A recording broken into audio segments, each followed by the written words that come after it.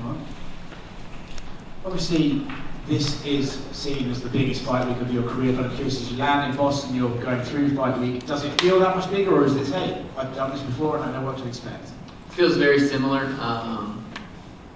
to my last few fights. I feel like all my last few fights were big deals, especially that Peter fight. So this feels, very similar. You've been a guy who has envisioned his own career, sort of every step that you've taken. You've seen it and then you've done it. How cool is it, however, to actually see yourself on billboards around town knowing that you're fighting for a world title?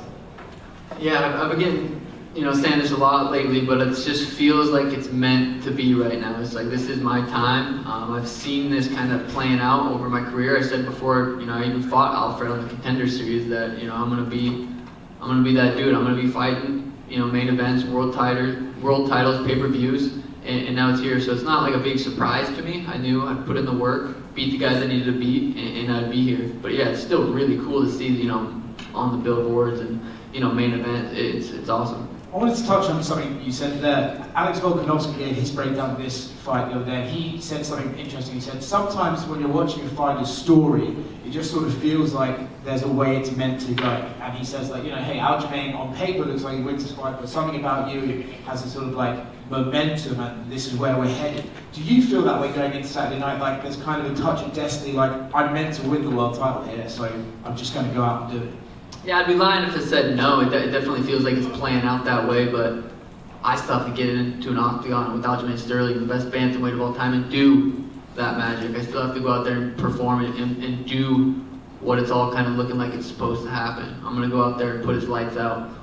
I still got to go out there and do it, and I'm 100% capable of that, and that's where I get that confidence from. You mentioned that he's the greatest bantamweight in UFC history a few times in the build-up to this. I think you might be the first person to outright come out and say it. I think everyone's saying he's one of. What do you think the distinction is that makes him the best of all time? Who's better? I guess the argument would be Dominick Cruz. I don't see it. Fair enough. Is this a wrestler versus striker match that everyone says it is?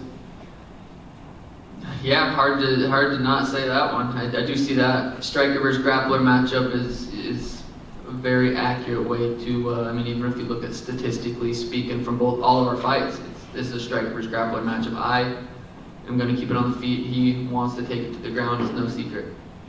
Is the only way you can win this fight by knockout, or can you beat him with a decision by just playing it long, keeping him rangy, and not letting him get his hands around it? Yeah, 100%. That is a possibility. I go into every fight with the mindset of two things. I want to put this dude's lights out, but I'm also mentally, physically prepared for 25 minutes. So me winning a decision there's possibilities of that.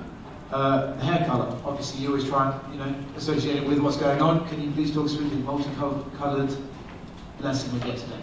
Yeah, I'm doing this Sweet Sweat collab. I'm sure you guys seen my name on the octagon, bright pink. But yeah, we're doing a Sweet Sweat collab, and this is kind of the colors of the packaging. So that's kind of where we get that inspiration from. So last one for me. If Aljamain Sterling is the best bantamweight of all time, you beating him on Saturday, what does that make you? I'm not good at math, but you basically just said it. Sean, I'm to your left. So Aljamain has been saying a lot lately that the UFC gave you a year so you could prepare and get better at your grappling, your wrestling, and all that. What's your response to that?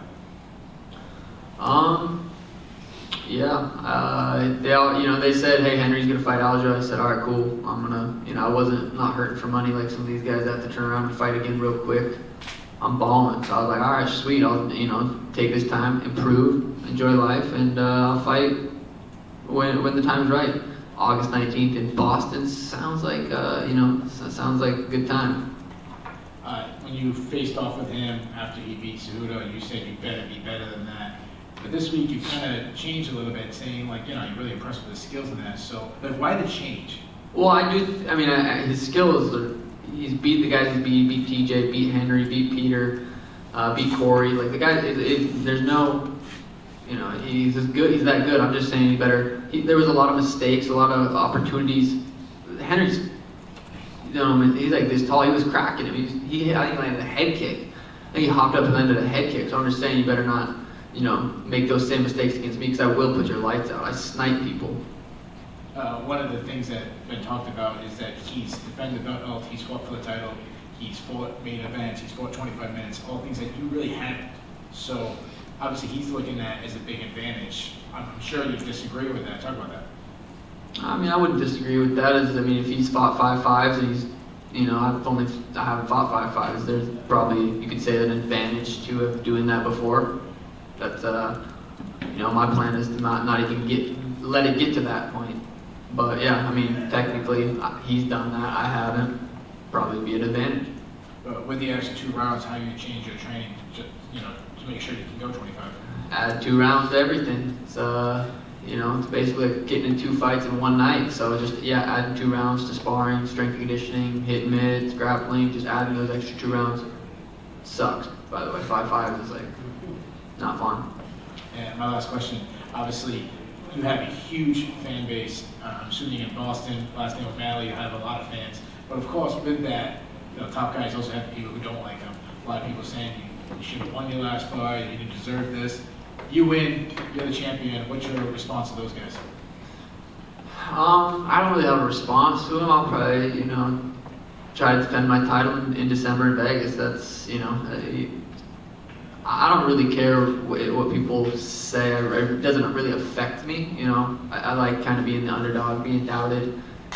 Going into this fight, I don't really have much pressure on my shoulder. He's the bantamweight go. He's on a 9-fight win streak, and he's saying I haven't even earned this shot. How stupid will he look when I go out there and knock him out, and not even have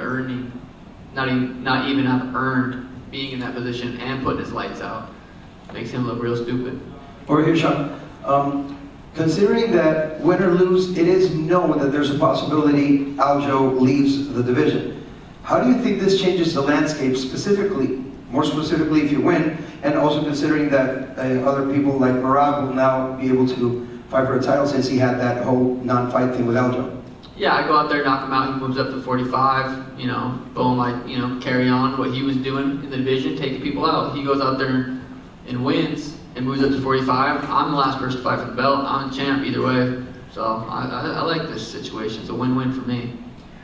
Can I ask, from an analyst standpoint, what are your thoughts, and leaving any animosity on the side, what are your thoughts on the Chito Vera and Pedro Munhoz fight, and how do you see that fight developing? God, I want to be like, it'd be exciting, but for some reason, I feel like it's going to be so boring. I feel like it's just going to be, Pedro kind of not wanting to engage on the outside, trying to kick his legs. Chito's, we saw his last performance against Corey. There's a possibility it could be a very exciting fight. I just don't. I feel like it might be really boring. Who do you see winning? I'm hoping Chito wins. Me versus Chito rematch, December, Vegas, title defense. That sounds wonderful. I love that. So ideally, Chito. Thank you. Sean, over here. Aljo had said recently that you guys made a $100 bet on who shoots the first takedown. Is that Who true? gets the first takedown? Or who gets the first takedown? Oh, really? Yeah. How did that all develop, and what made you so confident in taking that bet? He messaged me. Well, I messaged him on Instagram when I saw him at the fights in Tennessee. He was looking a little nervous on camera, so I just let him know, hey dude, saw you weren't looking too good.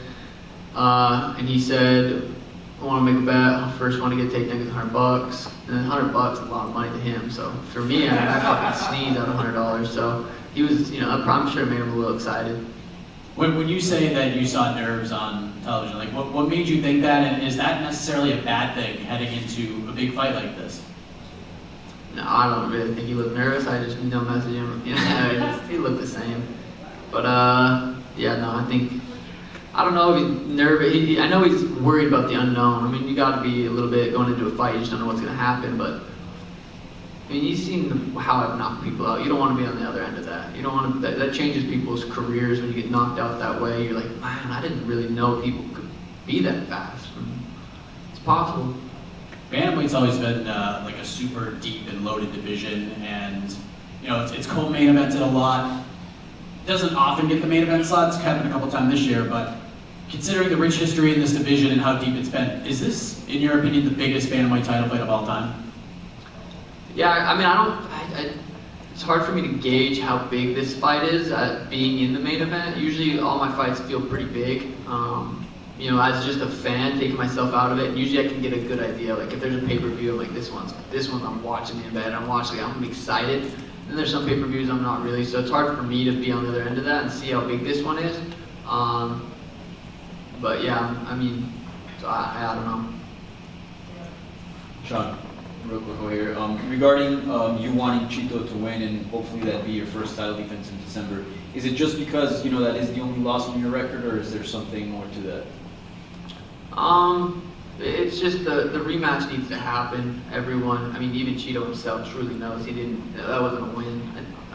So I think that's just, it comes down to who else would it be, really. Like, I've always wanted to get that one back, and they're like, why don't you rematch right away? And I'm like, oh, I'll do it when the time is right. But the only reason I would give Chito that title shot is because it's who else would it be? Merab's out, Corey's out. Yeah, I mean, who else would it be? And then to keep the train going for according to like the pay-per-view buys and whatnot. This event, are you excited? This is your first UFC main event as far as like a pay-per-view goes. Are you excited to kind of prove your star power and put it to a test to see like how it does and how it does with you as a headliner? Yeah, absolutely. That's definitely going through my mind. Is kind of like that I've always wanted to be, and I've said it a lot early on, a pay-per-view king. And I don't necessarily think this one's going to do the most insane numbers. It's not quite there yet. It's building. We're on track for that. I think this one will do very, very well. Aljo's best pay-per-view. I mean, it's just got to be Henry versus Aljo, which, come on. But I think this one will do really, really well. I think me versus whoever I fight in Vegas will do insane. Thank you. Sean, right next to him. You mentioned the hair and the sponsor, but you're very introspective. Like, how long does that process take when they're doing it? And is that just a chance for you to think? Do you think about fighting? Do you decompress and not think about it? Are you talking on the phone? What's that process like? A little bit of everything. First day was about 4.5 hours. So yeah, watching some YouTube videos, doing some business calls, breathing, just kind of chilling. And then the next day, 2.5, 3 hours. So a little bit of everything, chit chat here and there. But yeah.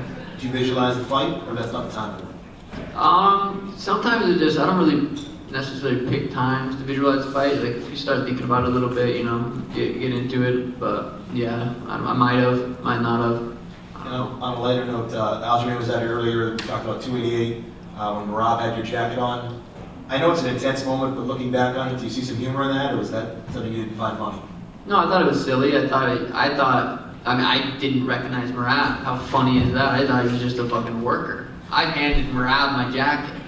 Like, that's hilarious. I didn't know who Merab was. That's funny. I find it very funny. Thank you. Sean, right here on your right. Going off of that, it sounds like Merab put out something yesterday saying that he's back training, like indicating that he could be ready for a fight soon. So, going off of what you just said about Chito, like, is the Merab fight, and given your history with the jacket and everything, like, are you interested in that fight, or? I mean, if you asked me what fight was bigger, me versus Chito rematch or me versus Merab, I mean, I'm pretty sure we could all agree on which one's bigger. I'm in the fight business. I've been saying that. I've never been afraid to say that. This is a business to me. Who makes more money, me versus Merab or me versus Chito? It's very simple to me.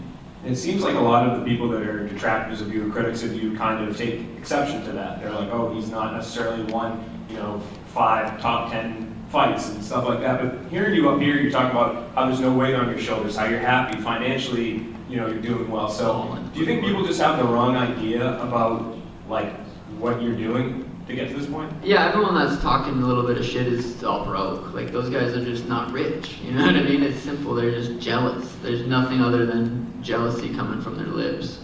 And last thing, just stemming off of that, what kind of advice would you maybe give to younger fighters who would be put in a similar position on Contender Series? How do they maximize that sort of that path, something similar to what you did? I'd say make sure when you get these managers' contracts, you guys read them and look through them, have a lawyer look through them. Don't just sign just because these guys say can get you in the UFC. They're taking 20% of your purse, they're taking your win bonus, they're taking your fight bonus, performance bonus. I would be very, very skeptical on signing their contracts. You could sign with a manager, but make sure you have stuff in there, that's fair to you, because none of these contracts are fair to the fighters, and these managers know that these fighters aren't going to read it. We're fighters for a reason. So I would sound very, very careful with these guys that are really close to the UFC. I just want to go off there. You've obviously made a statement recently that MMA managers are no good, and you're going to prove that. Has a specific incident happened that made you want to pick up this cause, or is it just you've done this way for a long time and now you're fighting for a title, it's the profile to do it? No, there's been a couple instances, more recent, yeah. I feel like I could say, if we wanted to get into that subject, then I'm going to release it all kind of when the time is right. But yeah, mostly just being careful with these guys. They're not good at their jobs. They'll manipulate you, and I want to say more. I do, but we'll save it for the right time. I'll leave it with one more then, just because if you want to say it for the right time. Do you think it's a problem that it's like a low barrier to entry? Anyone can be an MMA manager, so they're just not necessarily skilled in the workplace? Or is it that a lot of these guys, through their job, have just become too close to promotion and as such cannot represent the fighter as effectively as possible? A little bit of both. You meet scumbags in all levels of life. You could be broke and you could have broke scumbag friends. You could have a lot of money and then those rich, there's high level scumbags out there. And they're good at being scumbag. They're good at that. And yeah. Sean, so obviously your backstory is very fascinating. Originally from Montana, MMA is pretty scarce there. Not a lot of guys coming out of Montana. Big moment for you this weekend. As you get to kind of reflect on your journey, how were you able to do it? Like, what was the biggest catalyst for you to get to this point? Yeah, I remember when I was 16 years old, I just went and started kickboxing, boxing, and just kind of sparring. And just kind of had this natural ability. And I think some people are truly born knowing how to fight. And I found that, and I became obsessed with it. And I don't even remember your question, but yeah. Just that path and journey, and finding the right way, and just was it kind of your passion for the sport? Like, is that maybe what was your biggest reason to get to this point? You would maybe credit? Yeah, before I found fighting, I wanted to be in the NFL. I wanted to be rich and famous. Realized real quick that I was 5'11", 100 pounds. So I realized that wasn't realistic. I didn't really know what I wanted to do. Then I found fighting. I'm like, this is it. This is it. I'm going to be, I'm gonna make money. This is how I do it. And it's literally all played out damn near perfect. Being from Montana, do you carry any pride just knowing where you come from? And just like I said, there's not a lot of guys coming from there. You and Tim both are kind of making it right now. Do you carry any pride just knowing that that's where you guys come from? Yeah, I think being from Montana was a huge role. I mean, even just like my first couple coaches early on, Johnny Aho would, tell me if I had to fight GSP, I'd beat him. And I was delusional. I'm like, hell yeah, I would. So I was knocking people out at an early age of 16, 17, 18. I was all in Montana fighting. There was, times I fought 3 times in a month, So we were, in being in Montana, they didn't have a commission. We could fight, like I said, 3 times a month. We could kickbox and go to an MMA fight.